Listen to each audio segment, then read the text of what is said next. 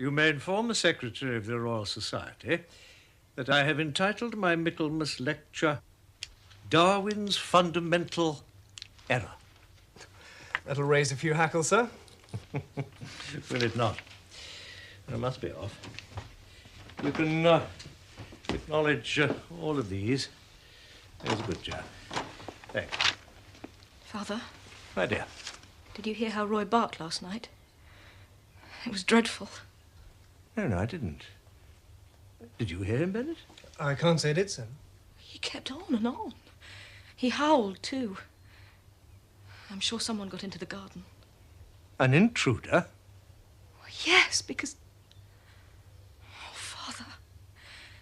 Someone looked in at me. At my window. Impossible. You must have been dreaming. Oh, Edith. Nobody could reach your window. It's far too far off the ground.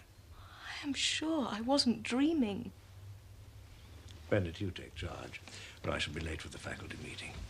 I leave you in your fiancé's care, my dear. If he proves as good a husband to you as he has amanuensis to me, you'll be a fortunate woman. Allay her fears, Bennett. I know you can. Can you believe me? Not easily, no. I mean, as your father said... Come and look. I'm awfully busy. I've got these notes on Simius Satyrus, the type, and then the proof of your father's... Jack, I know I wasn't dreaming. And you know Roy doesn't bark at nothing. I want you to see for yourself. You must, please.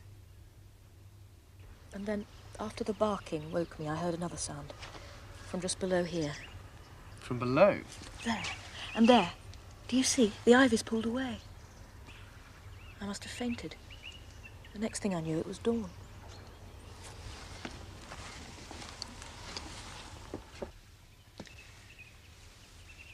You're quite certain you didn't dream this, Edith? Quite. Jack, I insist you believe me.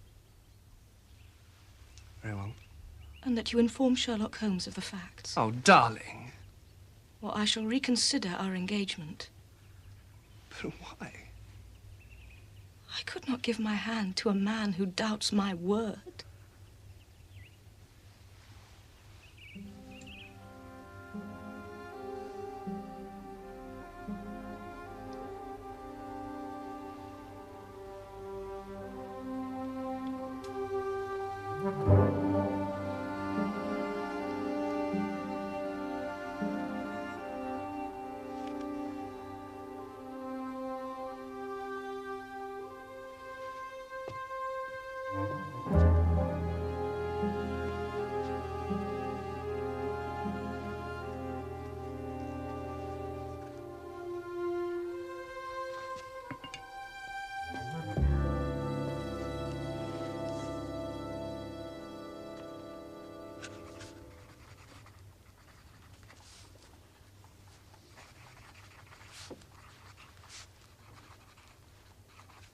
Watson, come at once if convenient. If inconvenient, come all the same.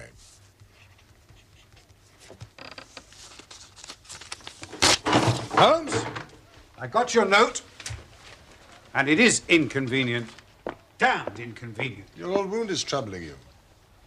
No, I prefer to differ. Your step was uneven on the stairs. I have a full surgery, Holmes. You must excuse a certain abstraction of mind, Watson. I see. It's a tangled scheme. I've been looking for a loose end which might unravel it. One such might reside in the question, does Professor Presbury's daughter wake or dream?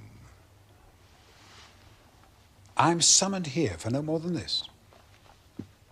You've heard of Presbury? Of course, who hasn't? He's our most distinguished natural scientist. She's a widower with one daughter.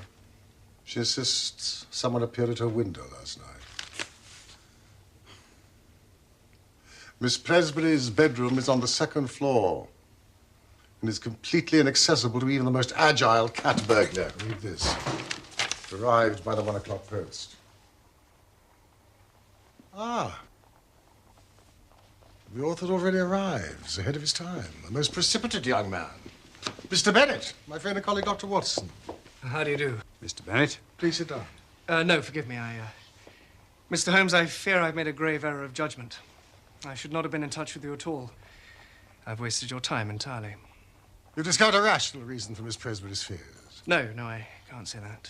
Well, it's a delicate matter, but I must beg you to proceed no further. I can, of course, recompense you. Mr. Bennett, your letter was less than frank, was it not? I set out the facts. Not all, I suspect. Probably out of loyalty to your fiancée, Miss Presbury. You're aware of that? As I am of your employer's engagement to Miss Alice Morphy, the daughter of the famous comparative anatomist. She resides next door to the Presburys, does she not? How do you know of the engagement? The Times. July the 1st, September the 5th, respectively. Mr. Holmes' memory is of a photographical order. Quite so. Oh, dear. Mr. Bennett, I do appreciate your predicament. As a scientist and a rationalist yourself, I dare say you're reluctant to accept the evidence insisted upon by Miss Presbury. Further, as a father's trusted assistant, to have recourse to me must smack to you of disloyalty. Exactly. I'm part of the family, except that Edith... Oh, Miss Presbury, she was so upset that she... Mr. Bennett, who would you prefer to alienate? Your prospective wife or her celebrated father? You give me a choice of evils. Neither. Then furnish me with the facts, and I will see how I can help you. You may rely on the discretion of both of us. Well? Would you, for example, describe Miss Presbury as an impressionable or fanciful girl? No, quite the reverse. Miss Alice Morphy. Perhaps Professor Presbury's engagement to her came to you as something of a surprise. He is, after all, 3 times her age. And this velour? I prefer that one, with the osprey feathers. Could you ask him, do you think? Father's extremely proud of his orchids. I hate them. They're so... Oh, I don't know, so impure somehow. Do please ask him not to send them any more. There's a sweet friend, Edith, please. Can you not ask him? I couldn't.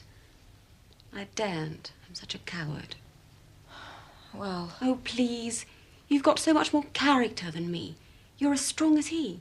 But Alice, if you dare not ask this of my father, how will you ever manage those deeper conflicts that occur even in the happiest of marriages? Oh, I don't know. I'm so frightened. Of marrying my father? I wish... No, please don't ask. Let's not speak of it. What do you think of this one? Well, neither Miss Presbury nor I consider her father's infatuation with Miss Morphy to be entirely appropriate. Rather excessive. And her parents had no objections to the marriage? The professor is a respectable widower. And a wealthy man.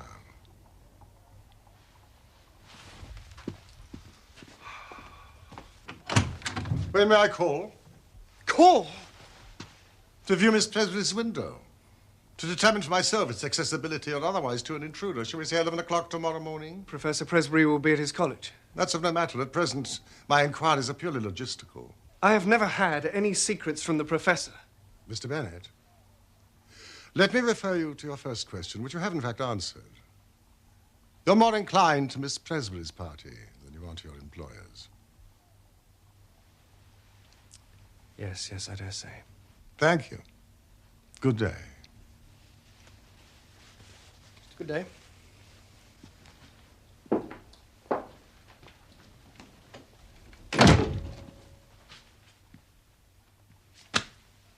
Holmes, you're prying into the affairs of a perfectly respectable family. Why is Bennett so reluctant to tell the truth? Loyalty, it's as plain as a pikestaff. Let us hope so. Yet he wrote to me under duress. You notice his handwriting? The crossing of the T's with such deep indentation? And then upon his arrival, his endeavors to call the whole thing off. No, there's more to this than meets the eye. I do not agree. This case is unworthy of you. I must return to my surgery. Maybe I'll see you tomorrow.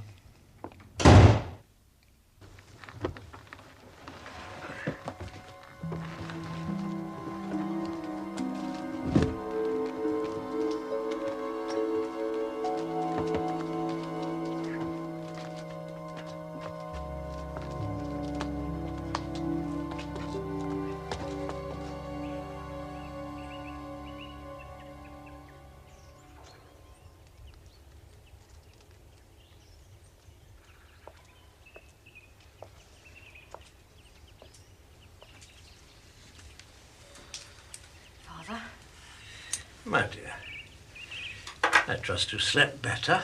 Oh, yes. Last night I removed to the guest bedroom. Oh, no need, surely. It was but an ugly dream. Father, Alice has asked me. Yes? The truth is, she does not care for orchids. She doesn't? Well, why did she not say so? Well, she was afraid to. You forget how formidable you are, Father. The silly girl. Well, then she shall have roses. Yes, 24 red roses.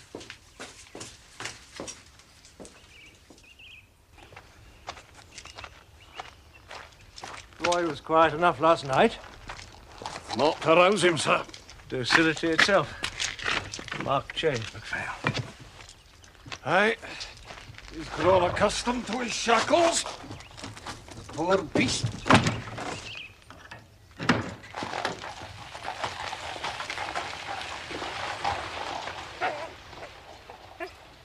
Shall we go up?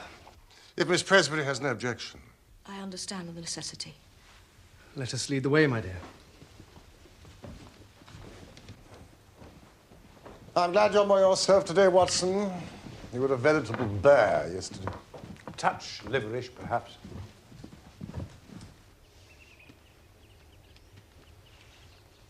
This is where the figure appeared? Yes. There's no ladder on the premises that could reach this height. No. Was the window ajar? Yes. I keep the door locked.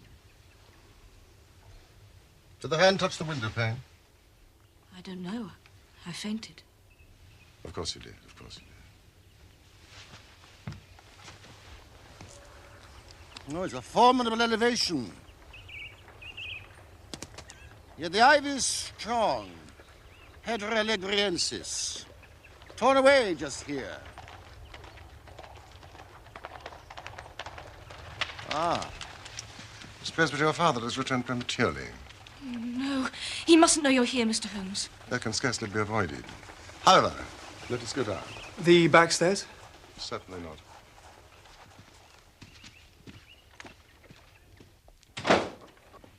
Bennett!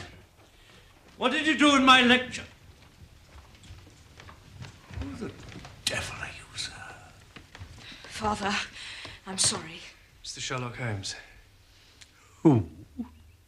The detective. Professor Presbury. My card.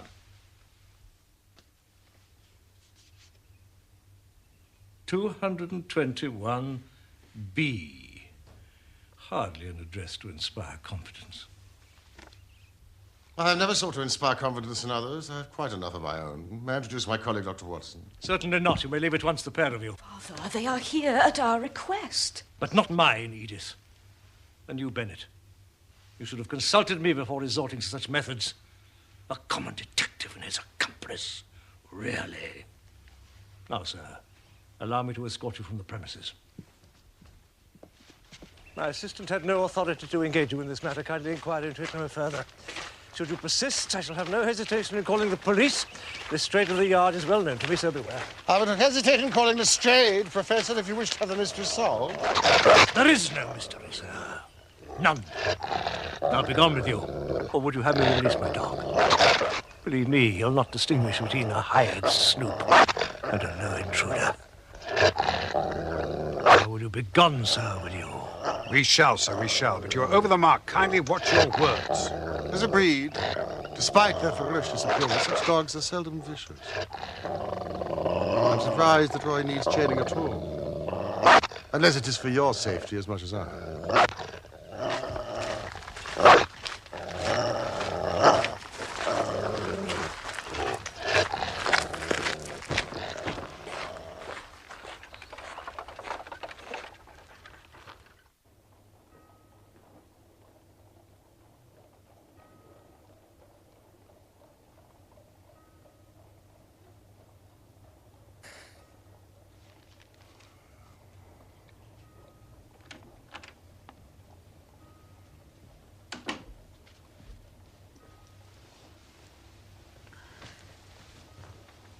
A dog reflects family life, Watson.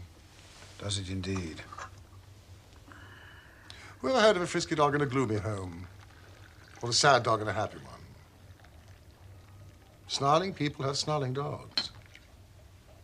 You observed the Presbyter's Irish wolfhound as well as I? He growled quite as much as his master as it did us, two complete strangers. That animal did not reserve its animosity solely for the professor. Well, we'll seek verification from young Bennett when he arrives. I sent word by way of Jock MacPhail after our meeting at the Goat and Compasses. Another of your agents, Holmes? The Presbyter's coachman. He has charge of Roy. I joined him last night for what he calls a wee Goldie. Now, here's Bennett, precipitate as ever. Come in! Good morning. Mr. Holmes, Dr. Watson, I must apologize for your unfortunate encounter yesterday. But also... There's no need. In fact, it has provided the very first clue to this odd affair. Do sit down. Thank you. Mr. Holmes, I cannot pretend I'm happy to have answered your summons. Of course. And I continue to appreciate the division of your loyalties. It's no small wonder that you have withheld so much.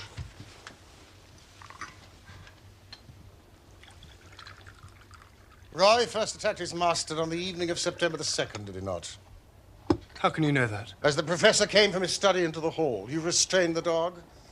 On this occasion, he was merely shut up in the scullery. Next morning, he was as right as rain, or so MacPhail informs me. MacPhail? Who better than the family coachman to advise me how matters might truly stand? Forgive me, Mr. Holmes, I should have told you myself, but... But you didn't. The second attack occurred 13 days later. Again, the professor was in the hall. Fortunately, this time he was able to put the study door between himself and the altered animal, was he not? Edith wanted Roy chained from that moment. But her father overruled her. He insisted that he was still a dear, affectionate dog, that he wasn't congenitally vicious. But not after the third attack. No, he did agree then that he had to be restrained. And Roy was banished to the chain in the stable yard. Yes. MacPhail believes that the change in Roy's behavior stems from about 2 months ago. I think it may have. I didn't keep a strict note of it. Consult your fiancé, Bennett, and MacPhail. The precise log of these events may yet prove pertinent. I observed that the professor lectures at the university at 2 o'clock this afternoon. I shall call then. No! I couldn't possibly agree, no! Bennett, Miss Presbyter did not dream. Someone or something looked in upon her. It is my conviction that your fiancé is in grave danger. From whom? No, sir. From whom? Or from what?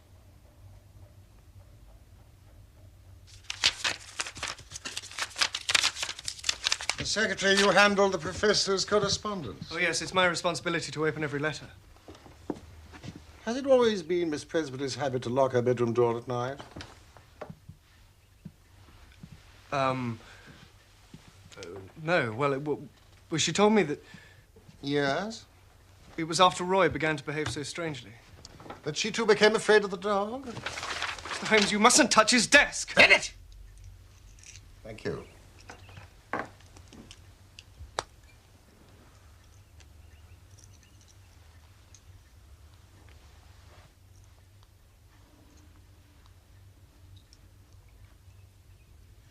Inform me of the correspondence the professor had with someone called Dorak, inhabiting Cornmead. Oh, no. Commercial Road, of course, EC. It would appear that the professor answers such correspondence himself. Well, again, Again, you've been reluctant to speak. yes. Some 8 weeks ago, he told me that certain missives might arrive from East Central marked by a cross under the stamp. The code? And did they? Regularly? Irregularly. I was to leave them unopened and speak of them to no one. You said missive. They were not letters. Well, some were, others were small packets. And did you observe Professor Presby's replies? No, they didn't pass through my hands. Yet the evidence would suggest that he did respond. To the Hindu, the dog is a traditional enemy of the monkey. What was that, Watson? What? Nothing. Jack? Oh, I wasn't aware. No, I couldn't tell you. You'd already gone out. I see. I've invited Alice to take tea with us. Do not be too severe upon your fiancé, Miss Presbury. He has acted for the best. And please, will you continue to lock your door at night? The prowler who looked in upon you is no ordinary creature. Good day.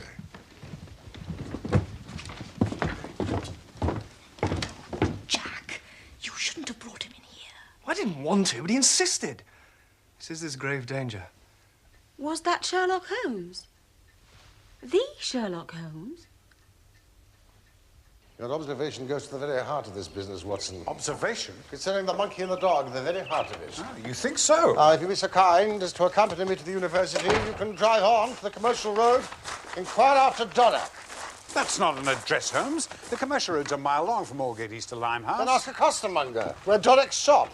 Shop? Come on, Watson, I'm going to be late.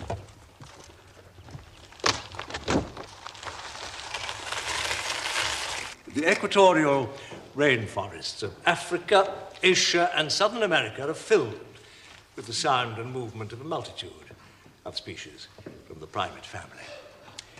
To conclude, therefore, this physical activity, the swinging amongst branches, the flying leaps from treetop to treetop, and loud, raucous calling, not only defines territorial rights in the forest, for example, for food gathering, where the tender shoots of tree and shrub are particularly prized, but also is frequently, among the males, a ritual display, either to warn off unwelcome intruders or to impress a particular female with the sexual potential of the performer.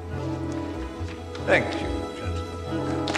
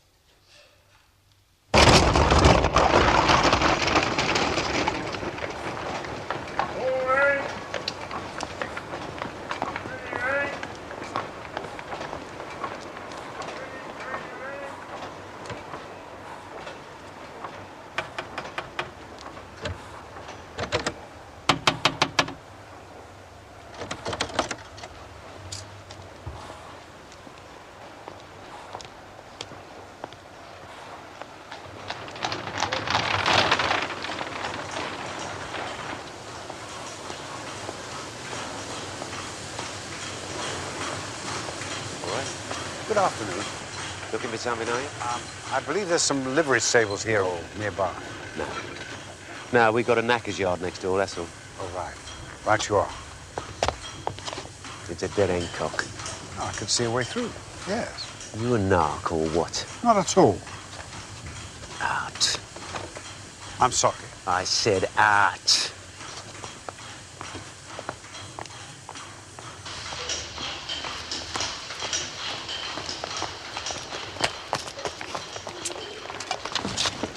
You just can't take an in, can you? I beg your pardon. I said art, and I meant art. No admittance, mate. These are commercial premises. What do you mean by that? I mean, it's a shop. Well, it must be early closing day. This is ridiculous. Is it?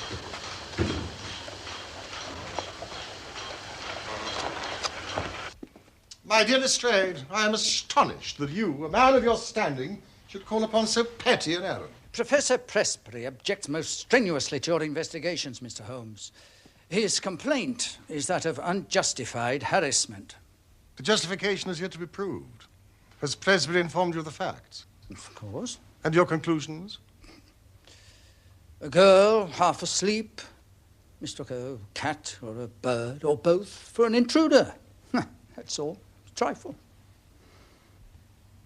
Such a simple explanation.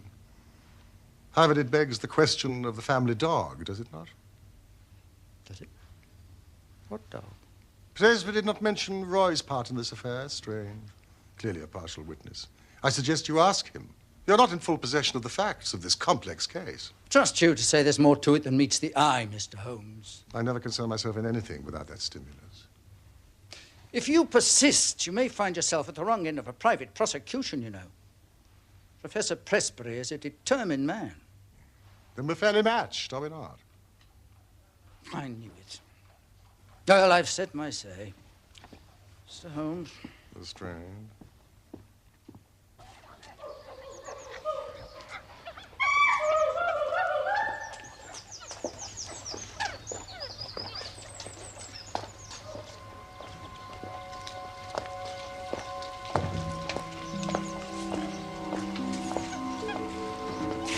Right, you can do it. Yeah, easier than Maidstone. Poor old fella.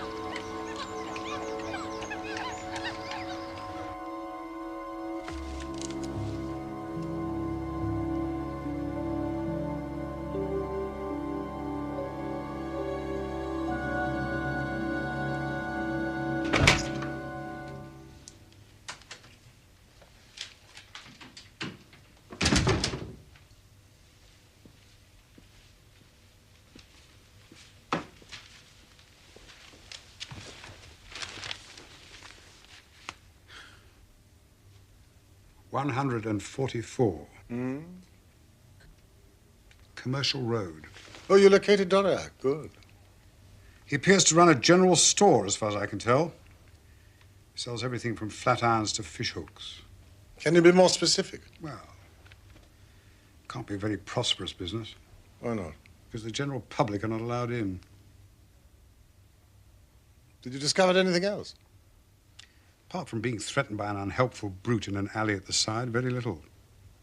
He obviously works there because he followed me back to the shop and threatened me again. Oh, there was another fellow, sharply dressed, loud waistcoat, with a moustache. Sherwood? Yes. Yes, he did. Sounds like Harry Wilcox. More usually of Soho Square than the East End. Anything further? No, not really. Except the smell. There was a very odd smell about the place. Of what? Well, it's not easy to say. Belonged to the animal kingdom. Straw or stables? More like a zoo.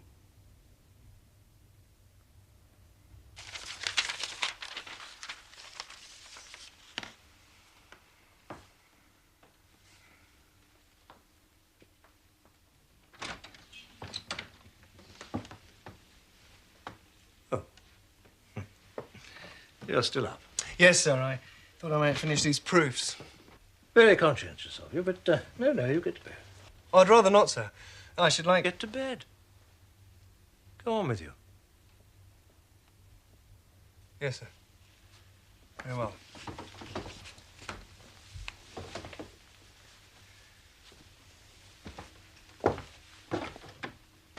Right, sir. Good night.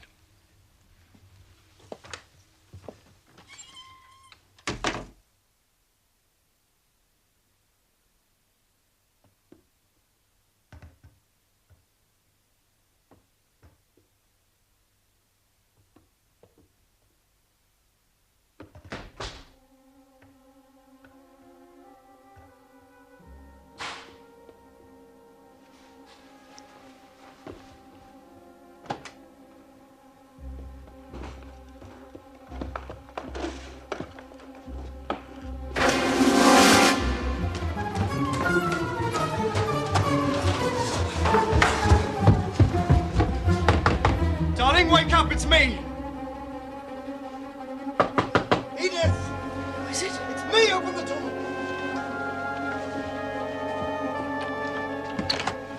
What is it? I saw... I can't describe. The intruder. We must rouse your father.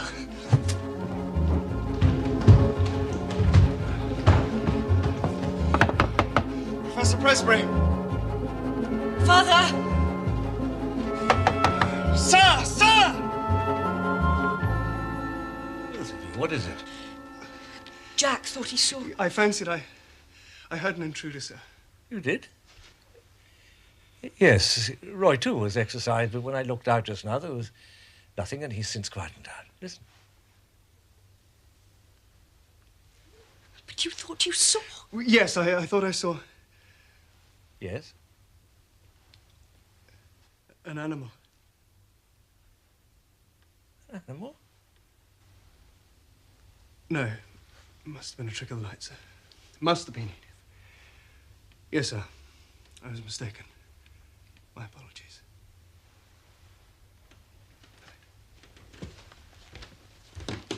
Bennett, Yes, sir. get some sleep.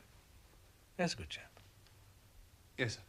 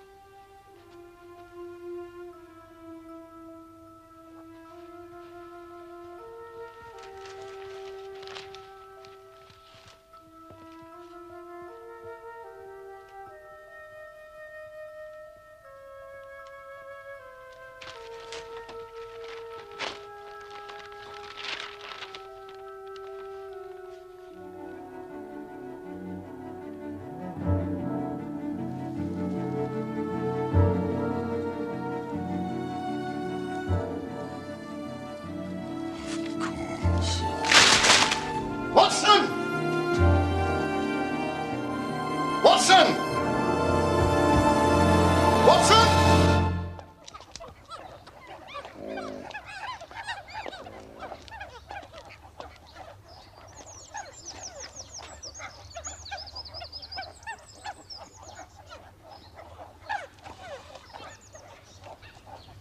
Manifestly, a gang is at work. Other zoological gardens have reported similar thefts. Oh, yeah. My colleagues in Bristol are investigating the theft of 2 rhesus monkeys and a baboon, removed only last week. A travelling menagerie in Oxfordshire have lost a prize chimpanzee, and Maidstone their finest gorilla. Big Charlie? Yeah. Delightful chap, and knew him well. Oh, they've all disappeared without a trace. And Mr. Holmes, what's his interest? He insisted to me that this may have relevance to another case he has in hand. We like to indulge him when we can. Find anything to the purpose, Mr. Holmes? Nothing much. I warned you. My men have been through it with a tooth comb. The lock was released by Swell Jenkins of Stepney Green. The primate was quietened with a pad of chloroform administered by someone who lavishes their hair with Mr. Brewster of Jermyn Street's pomade. This would suggest that he also sports a waxed moustache. Mr. Brewster being celebrated for his cosmetic wax for gentlemen. If this was so, Lestrade, you could do worse than have a word with Harry the Tash Wilcox of Soho. Good Lord, Holmes. Your nothing much would be anyone else's a great deal. Yes, well, I'm sure my men will arrive at the same conclusion once their reports are at hand. You will also naturally have noticed, Lestrade, that this is the 6th reported theft of a mature male primate in as many weeks. Is it? 6? Oh, exceptional. The gender of the animals removed is, I suggest, of the essence.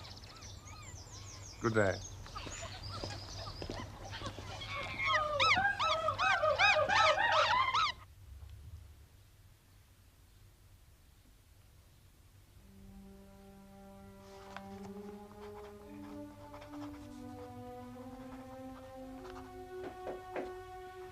Come in.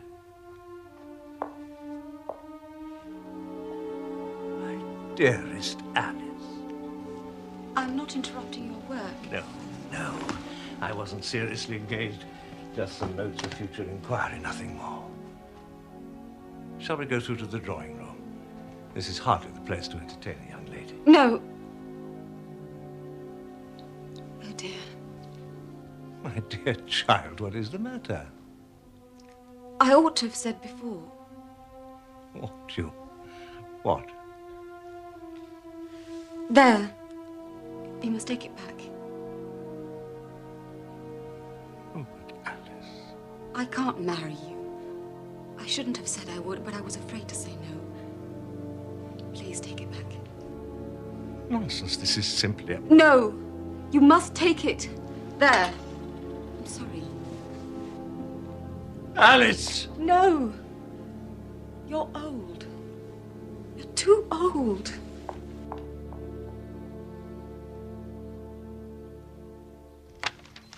So Bennett actually saw the intruder's shadow inside the house. But upon investigation, could find no further trace. You must get first to him by way of the butcher's boy. Are you coming? Where to? Dorak's Emporium. Especially those parts where Jenkins took such pains to guard against you. Are you game? Delighted. You go armed? Always carry a firearm east of Aldgate, Watson.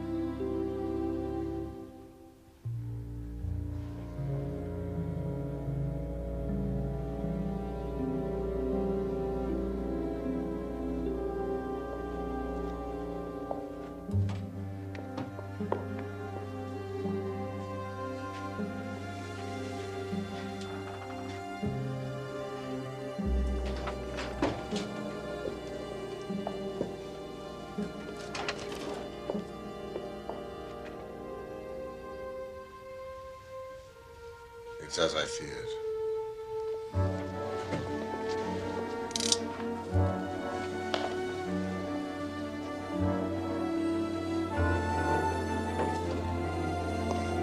We was reckoning on a visit, Mr. Holmes. Wilcox! And Jenkins.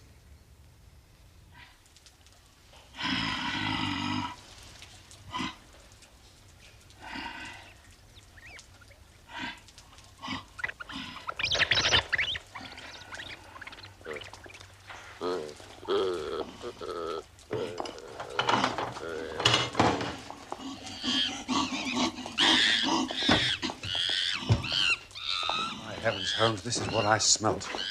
These are Dorak's patients, poor, abused creatures. Have you observed the experiments that Dorak performs on them? Oh, no, that's none of our business, he says. You can't be so fortunate that the process has been kept from you. Now, gentlemen, in you go. In there, with him? Why? To await the police. In, gentlemen. We shall advise Inspector Lestrade at once. You can't leave us in here! Remember, the gorilla is a social animal. And if you both mind your manners, you will do well enough, I dare say.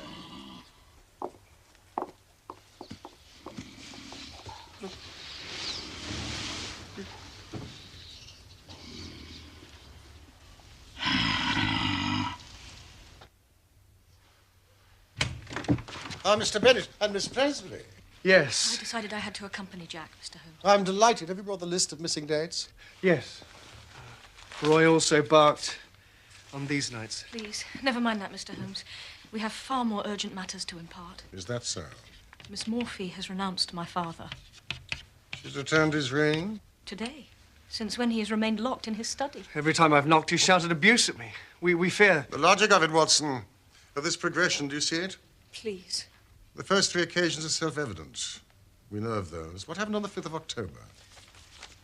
Roy barked all night. And on the 12th, too. There are also days upon which the professor received packages from London East Central. This is the date on which the face appeared at the window 4 nights ago. Yes. And this is where the shadow appeared last night. Of course! The common factor is 2. Always the gap decreases by 2 days. Numbskulls. And today is the 21st of October. Did? Yes. Package arrived this morning. The crisis is upon us. Last night was but the precursor. Come, we must go at once. Come along. I'll explain on the way.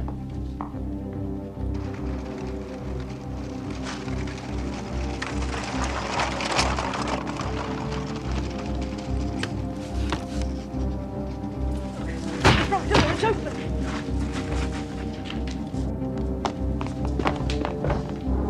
Bennett, examine upstairs. What?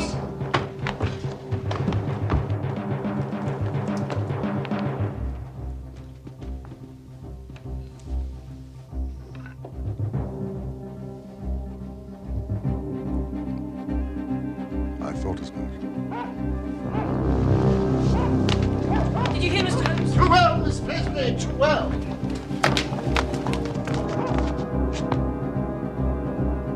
Up there. Look! By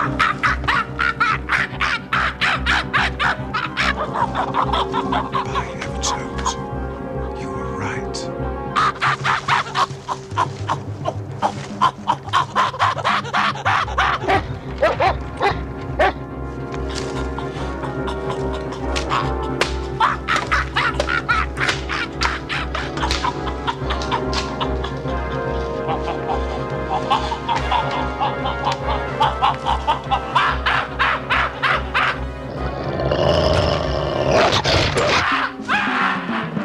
He's heading course to this Morphy's house. Bennett, stay here to protect Miss Presley.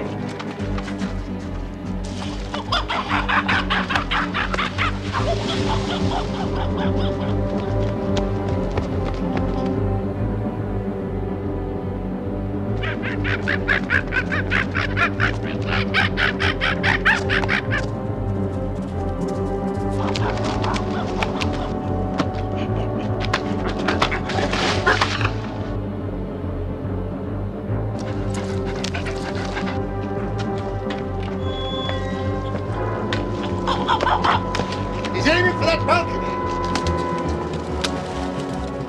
It's locked. Then we must house break.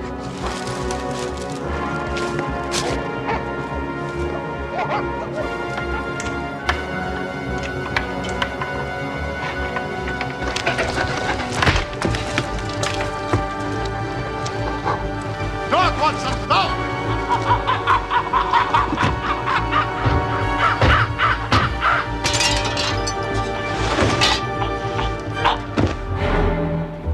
Stay away. Please, stay away.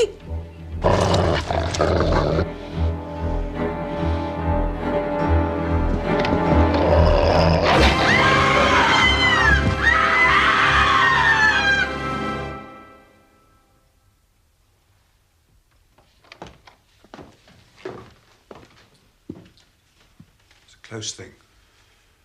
Just missed the carotid artery. Is he all right? He'll live. A reformed man, I have no doubt, after his experience. My dear Lestrade, I quite intended you to have the credit, but to complete the case against Dorak, Wilcox, and Jenkins, you'll need this.